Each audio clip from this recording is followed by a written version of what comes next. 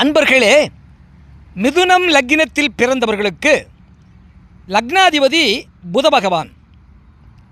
அந்த மிதுனம் லக்னத்திற்கு 11ஆம் இடம் மேஷம். அந்த மிதுனம் லக்னத்தில் பிறந்தவர்களுக்கு அந்த மிதுனம் லக்னத்திற்கு அதிபதியாகிய புத பகவான் அந்த 11ஆம் இடமாகிய மேஷத்தில் இருந்தால் அந்த 11ஆம் இடம் அந்த மிதுன லக்னத்திற்கு வெற்றி ஸ்தானம் மற்றும் லாபஸ்தானமாகும். வெற்றியையும் லாபத்தையும் கொடுக்கக்கூடிய ஸ்தானமாகும்.